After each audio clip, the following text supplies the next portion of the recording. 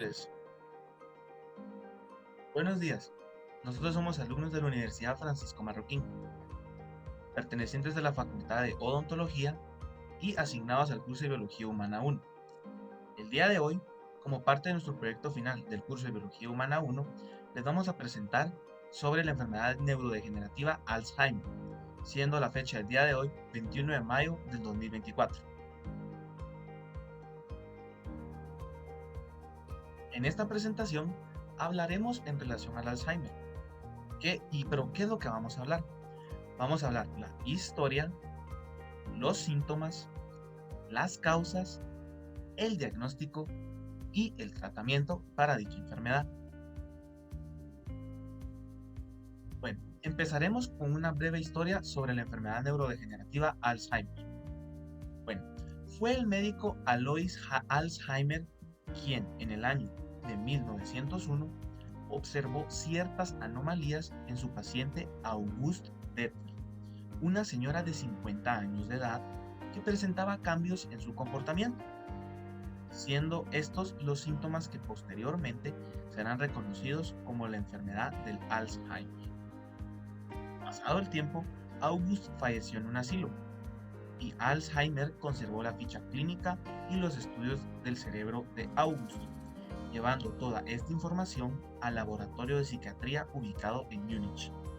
Al hacer la autopsia, se pudieron percatar que la corteza cerebral se encontraba más estrecha. Asimismo, presentaban placas de amiloides y de la proteína TAU. Posteriormente, se presentó su caso en un congreso de psiquiatría, aunque la mayoría de la audiencia no mostró interés alguno. No fue hasta el año 1910 que se comenzó a hablar de nuevo sobre esta enfermedad del Alzheimer, iniciando así una travesía para poder descubrir las causas y poder desarrollar posibles tratamientos para esta enfermedad.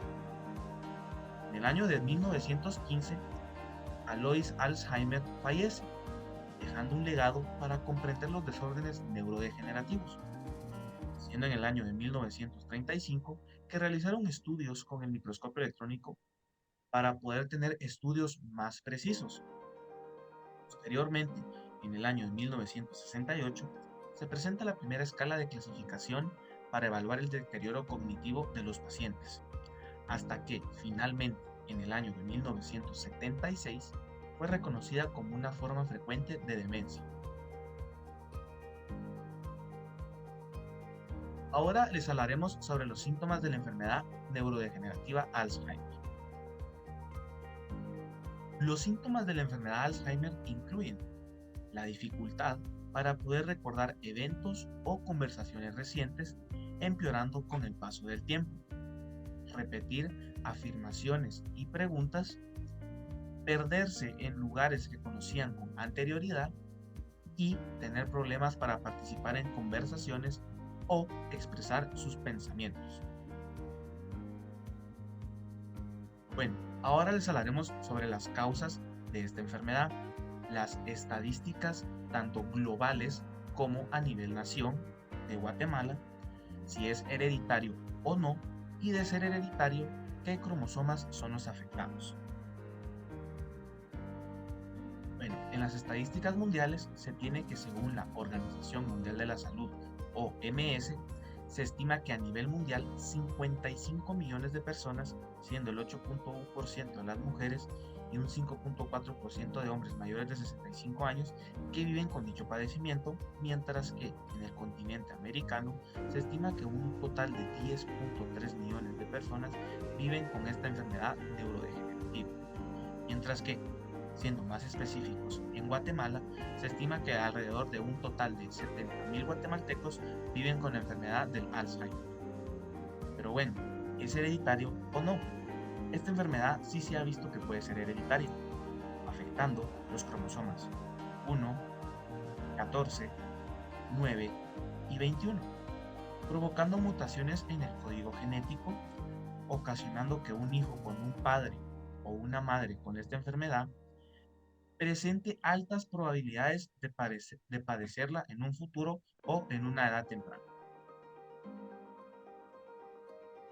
Bueno, ahora pasamos al diagnóstico y para poder diagnosticar esta enfermedad, la cual es el Alzheimer's, hay que realizar pruebas para evaluar el deterioro de la memoria y otras habilidades de razonamiento, determinar las capacidades funcionales e identificar cambios en la conducta. Usualmente los médicos evalúan los signos y los síntomas y hacen pruebas respecto a ellos.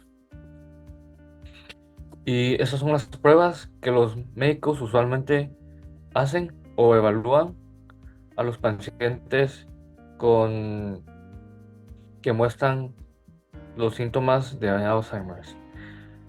Bueno, de primero el médico mira si, si el paciente presta deterioro de las habilidades de memoria y razonamiento, ya sea cognitivas.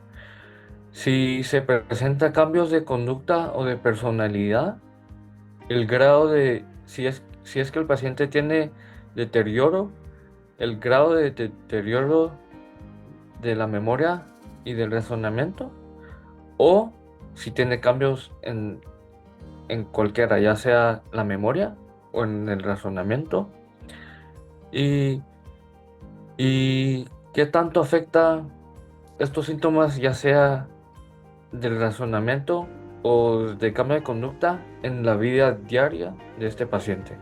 Y por último, ¿qué causas son, qué causa estos síntomas?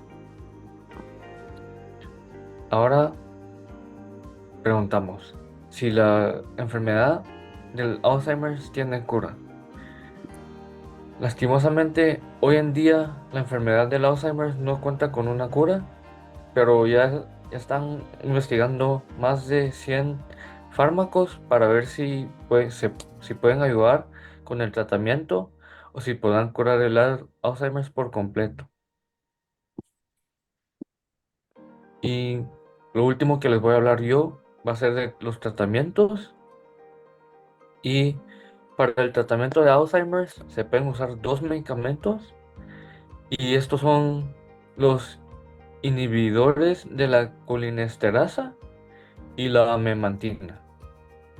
Ahora, los inhibidores de la colinesterasa aumentan los niveles de comunicación entre las células. Esto hace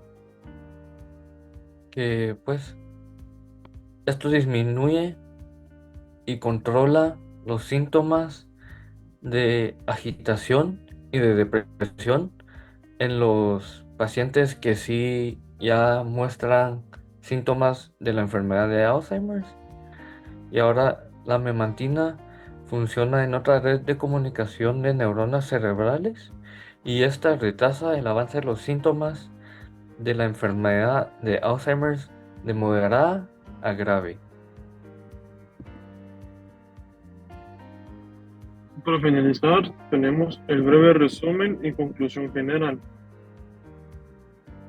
El Alzheimer es una enfermedad neurodegenerativa que, en pocas palabras, disminuye el tamaño de la corteza cerebral, ocasionando la muerte de estas mismas, que van de la mano con los síntomas como la pérdida de memoria, desorientación en lugares conocidos, el no poder reconocer familiares o personas cercanas, entre muchos otros síntomas.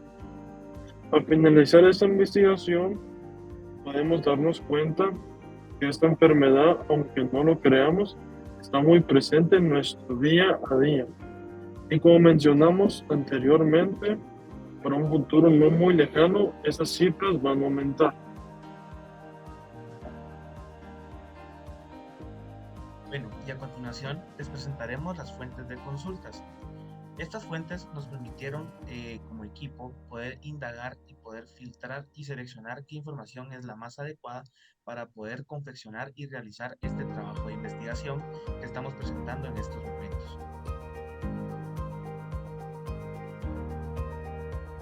Bueno, y como último punto, queremos agradecer su atención, esperando que este video hubiera sido de su agrado.